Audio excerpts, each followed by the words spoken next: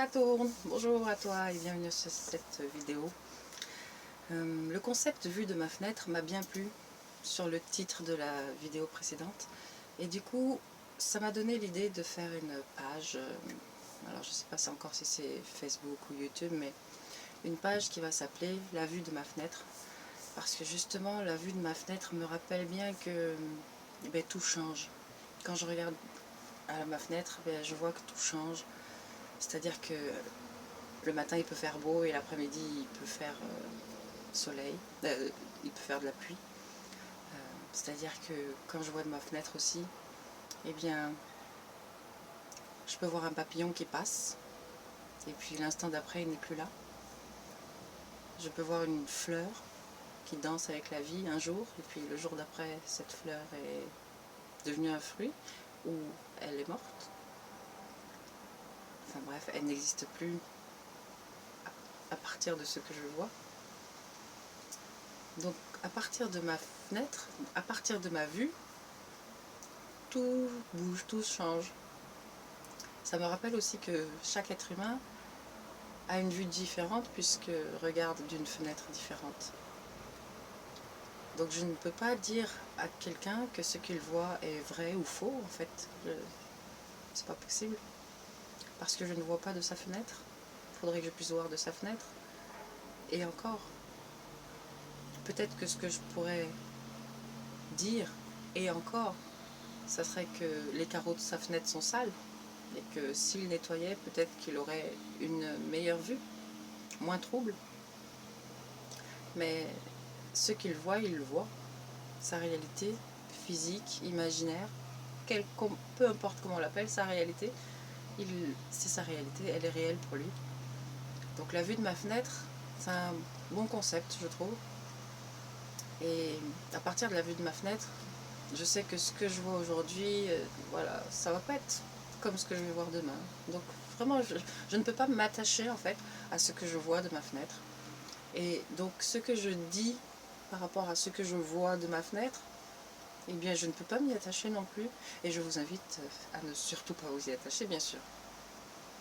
Parce que si je vous dis que je vois un papillon, et que vous vibrez à ça, ça vous fait quelque chose, et que vous vous attachez à cette vision, et que l'instant d'après je vous dis je vois pas de papillon, vous allez me dire que je mens, que j'ai dit qu'il y avait un papillon et qu'en fait il n'y a pas de papillon. Eh bien si, c'était vrai, il y avait un papillon et il n'y a plus de papillon. Donc il ne faut pas s'attacher à ce qu'on voit de sa fenêtre, ni à ce qu'on dit qu'on voit de sa fenêtre. Il ne faut pas s'attacher, il faut juste regarder. Et je ne sais plus ce que je voulais dire après ça. Bref, la vue de ma fenêtre, c'est un concept que je vais mettre en place. Je ne sais pas encore sur quel canal. Mais bon, dites-moi si l'idée vous plairait ou pas. En tout cas, aujourd'hui, je vais aborder un sujet. Et puis, donc un sujet que je vais tirer dans mon petit papier, dans mon petit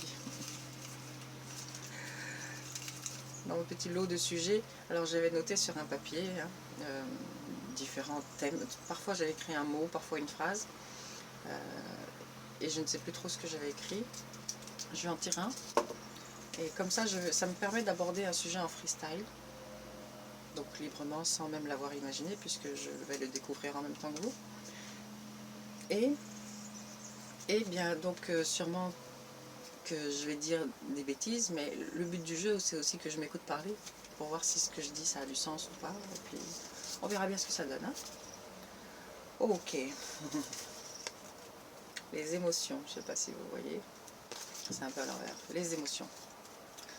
Ok, les émotions. Alors, le but aussi justement d'une page qui sera du coup une page plus privée, un canal plus privé, pour ceux qui sont prêts à avoir des informations venant d'une certaine vue, sans se sentir perturbés psychologiquement, eh bien seront la bienvenue sur cette page. Mais le but justement d'ouvrir une page comme celle-ci est de ne pas parler de façon publique de certains sujets, parce que tout le monde n'est pas prêt à entendre certaines informations. Je me dois d'être écologique, d'être correcte avec la psychologie des individus qui m'entourent, chose que je n'ai pas toujours su faire. Hein. Mais voilà, comme tout le monde ne peut pas recevoir certaines informations, il faut faire attention à ça. Il ne faut pas créer des chocs plus qu'il n'y en a déjà. Donc voilà. Donc je vais aborder les émotions. Je vais aborder les émotions. Il y a tellement de... Quand je regarde de ma fenêtre, je peux regarder à droite, je peux regarder à gauche, et forcément, là aussi, si j'ai un chapiteau devant moi, en regardant à droite, je n'aurai pas les mêmes informations que si je regarde à gauche. Right? Les émotions, du point de vue du corps physique, de la matière, les émotions sont quelque chose, vous pouvez l'observer par vous-même, d'assez nuisible. C'est con, mais c'est vrai. Nuisible, pourquoi je dis que vous pouvez l'observer vous-même parce que est-ce qu'on n'attrape pas, est-ce que si on n'a pas trop d'émotions, de stress par exemple, est-ce qu'on ne peut pas générer un ulcère dans le corps? Si on a une trop forte émotion soudaine, qu'elle soit dite positive ou dite négative, est-ce qu'on ne peut pas faire une crise cardiaque? Celui qui a une émotion violente de peur, il peut faire une crise cardiaque. Celui qui a une émotion violente de joie, un vieux monsieur qui vient de gagner au loto par exemple et qui ne s'y attend pas peut faire une crise de cœur. Bon, je dis vieux monsieur, mais même un plus jeune, si l'émotion est vraiment trop forte, on peut faire une crise de cœur. Bref, quelle que soit la situation que vous observez en fait, dès que l'émotion s'exprime à travers le système endocrinien dans le corps, il y a des hormones qui sont lâchées et le cœur s'accélère très souvent, le sang se met à circuler, le sang est pompé très violemment. Et tout ça, c'est nocif pour le corps physique. Ça lui demande de l'énergie pour faire tout ça. Donc ça lui prend de l'énergie. Tous les êtres humains répondent à une loi thermodynamique immuable qui est que quand on place de l'énergie quelque part, cette énergie, on la perd. C'est comme ça. Donc si vous mettez si vous prenez de l'énergie pour accélérer, enfin si le corps prend de l'énergie pour accélérer le système sanguin, accélérer le cœur, manifester certaines expressions physiques, transpirer, devenir rouge, bégayer, tout ça c'est le système endocrinien qui s'exprime, c'est l'émotion qui s'exprime à travers le système endocrinien. Et c'est néfaste pour l'être humain, c'est néfaste pour le corps, donc c'est néfaste pour l'être humain.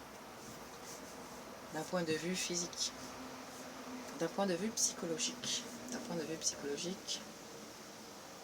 L'émotion, pour moi, aujourd'hui, de ce que je vois, eh bien, c'est une vraie farce. C'est une vraie farce, j'adore ce mot, c'est une blague. C'est un vrai piège pour l'être humain, c'est un vrai mensonge que de devoir... enfin, je vais pas m'emballer. Je vais pas m'emballer. L'être humain a eu besoin des émotions jusque-là, vraiment besoin. Ça a été quelque chose qui l'a poussé vers l'avant. C'est-à-dire que à travers l'émotion, c'est quoi d'abord? D'abord, avant tout. Moi, je le vois comme un stimuli, un indicateur. Un indicateur, quelque chose qui est harmonieux avec nous ou disharmonieux avec nous. Ça, c'est l'émotion. Mais nous, on a une faculté à engrammer de l'information, à l'encoder, l'information, à la garder, la cumuler, la conserver. Et systématiquement, quand on va vivre un événement, on va avoir une émotion liée, on va avoir cette résonance harmonie, disharmonie avec l'événement vécu, quel que soit l'événement vécu. Donc on va associer les deux mémoires, on va associer la mémoire de l'événement et la mémoire de l'émotion, de la vibration qu'on aura eue avec l'événement. Et ça, on va le mettre dans la mémoire, dans un tiroir. Je fais des gestes, mais bon, ça ne veut rien dire des gestes. Hein. On va le mettre dans la mémoire, dans un tiroir de la mémoire. Si ça a été une émotion déplaisante, on va la mettre dans un espace qu'on va pouvoir parfois verrouiller, oublier. Et si ça a été, et puis on va tout faire. Disons qu'on va avoir un mécanisme interne de protection qui va toujours tout faire pour ne pas revivre cette mémoire, cette émotion surtout liée à la mémoire. Si ça a été une émotion plaisante, au contraire, quelque chose d'harmonieux avec nous, eh bien on va toujours vouloir rechercher ce même contact, ce même plaisir dans l'instant. Et pour moi, du coup, l'émotion pourrait être liée à la mémoire du fait instantané. C'est-à-dire que instantanément on vit une chose, un sentiment peut-être, je sais pas, mettez le nom que vous voulez derrière, une sensibilité, une réaction, une réactance par rapport à un stimuli extérieur. Donc on va être sensible à quelque chose d'une façon positive ou négative. Très souvent parce que ça va résonner avec quelque chose qui est déjà en nous, une mémoire qui est déjà présente, à résonner de façon harmonieuse ou de façon disharmonieuse, ou dissonner. Dissonner, je sais pas si ça se dit. Bref, je vais essayer de ne pas me perdre. Mais l'émotion,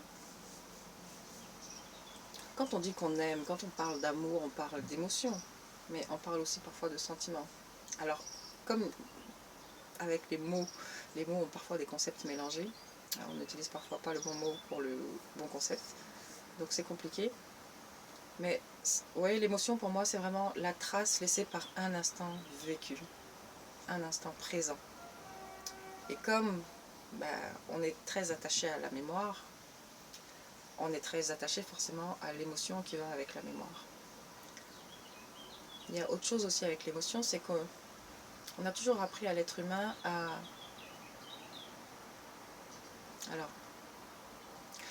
les religions par exemple, les religions et les théologies ont enseigné à l'être humain de ne pas exprimer d'émotions négatives. La colère est un péché, il y a certaines choses qui sont vues comme très culpabilisatrices, enfin qu'il ne faut pas avoir parce que sinon c'est mal.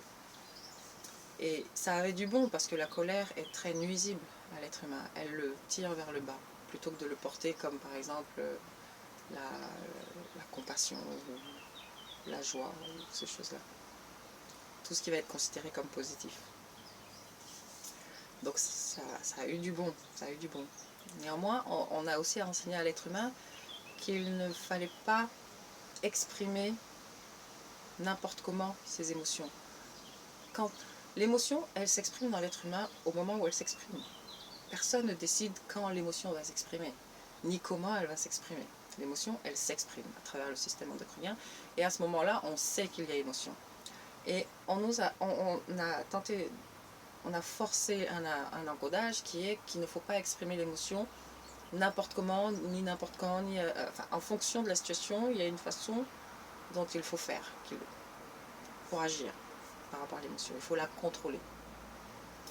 Or, contrôler une émotion, c'est la conserver justement, c'est la garder sous son joug, sous son pouvoir, sous son contrôle. Il y a tout un apprentissage qui nous a été donné par rapport aux émotions. Il ne faut pas avoir d'émotions négatives, mais il faut avoir des émotions positives. Ça n'a pas été mauvais, ça n'a pas été mauvais. Mais l'émotion en règle générale est nuisible pour l'être humain sur son corps physique.